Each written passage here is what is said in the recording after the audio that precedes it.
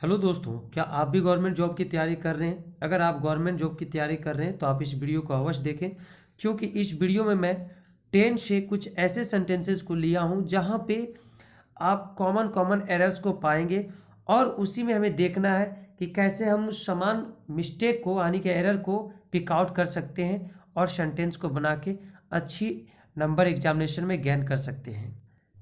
इसमें सेंटेंस को आपको अच्छी तरह से समझना है और सेंस को समझते हुए एरर को पिक आउट करने का कोशिश करना है।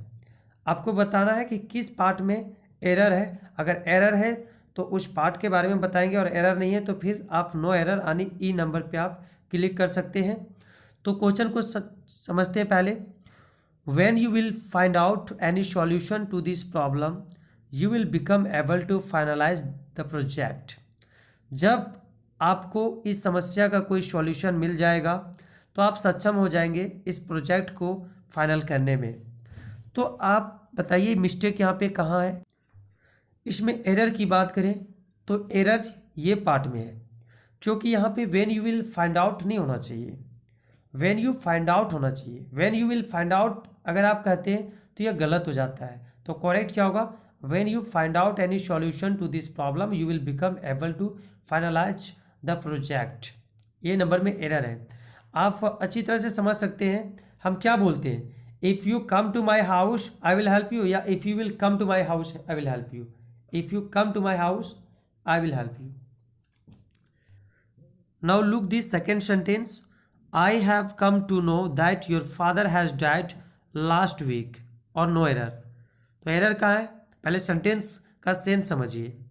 मुझे यह पता चला है, I have come to know that, मुझे यह पता चला है कि योर फादर आपके पिताजी हैज़ डाइड लास्ट वीक, आपके पिताजी पिछला सप्ताह डेट कर गए हैं कि आपके पिताजी का पिछला सप्ताह डेट हो गया।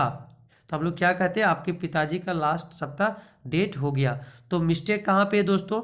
Mistake is in C part, the is in C part. यहाँ क्या होना चाहिए? फादर हैज डाइड नहीं, बल्कि father died, father died last week.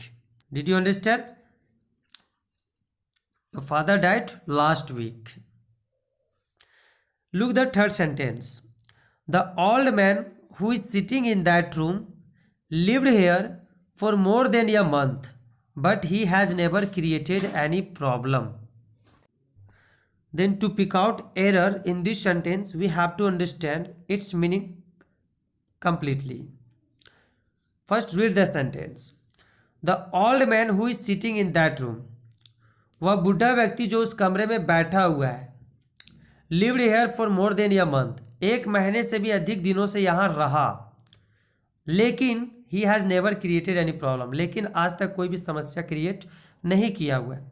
तो दोस्तों आप सेंटेंस में देखिए यहाँ पे क्या है? फॉर मोर देन या मंथ। और ये फॉर मोर देन या मंथ कहाँ लगता है? या तो प्रेजेंट परफेक्ट टेंस में या तो प्रेजेंट परफेक्ट कंटिन्यूअस टेंस में। तो होना क्या चाहिए? हैज़ बीन लिविंग या तो has lived, has been living here for more than या मंथ। तो एरर हमारा कहाँ पे हुआ? बी पार्ट में। अब now we see the another sentence.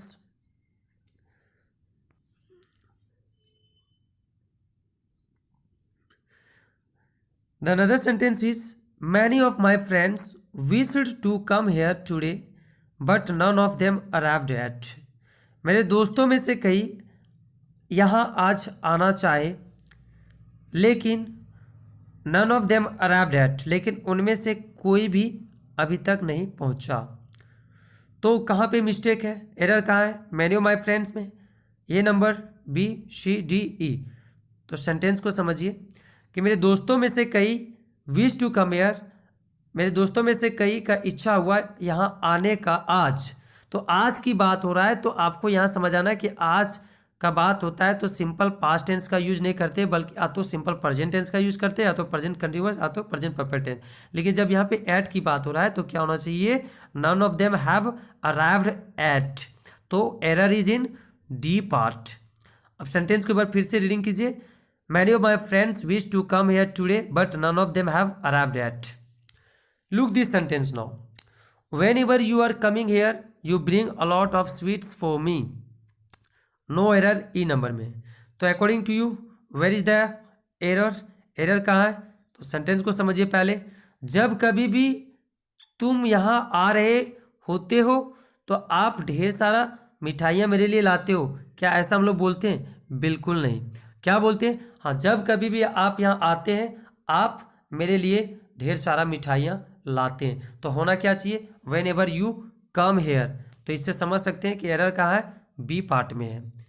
कहाँ? बी पार्ट में। होना क्या चाहिए? When ever you come here you bring a lot of sweets for me. So I hope you understood it well here. Now we will see the another sentence. This is, I will let you know as soon as I will get any information about your promotion.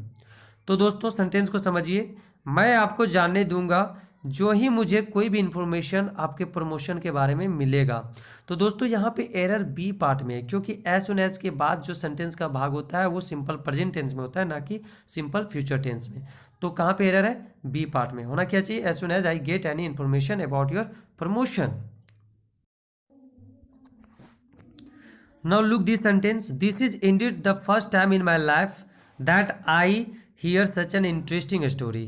या वास्तव में मेरे जीवन का पहला समय है कि मैं इतना इंटरेस्टिंग कहानी को सुनता हूँ। तो सुनता हूँ नहीं बल्कि क्या होना चाहिए? सुना हूँ। तो दोस्तों यहाँ पे जो एरर है सी पार्ट में है। होना क्या चाहिए? That I have heard such an interesting story. This is Indeed the first time in my life that I have heard such an interesting story. या मेरे जीवन में वास्तव में या पहला समय है कि मैं इतनी अच्छा कहानी सुना हूँ। नेक्स्ट सेंटेंस को देखिए। It is high time you are starting this work my friend said to me. तो नो एरर है ई में। तो होना क्या चाहिए दोस्तों? तो ध्यान दीजिए, मेरा दोस्त मुझसे कहा कि अभी या उचित समय है कि तुम इस काम को शुरू करो। तो होना क्या चाहिए? It is high time you started this work. B में एरर है दोस्तों, क्योंकि इसके बाद सिंपल पास्ट टेंस होना चाहिए, यू स्टार्टेड। तो दोस्तों आज की वीडियो में इतना ही मैं बात करूंगा, फिर मैं अगले वीडियो में मिलूंगा। अगर हमारा यह वीडियो आपको अच्छा लगे तो इसे लाइक करें, शेयर करें और हमारे चैनल को सब्सक्राइब भी करें। Thank you very much for watching my video.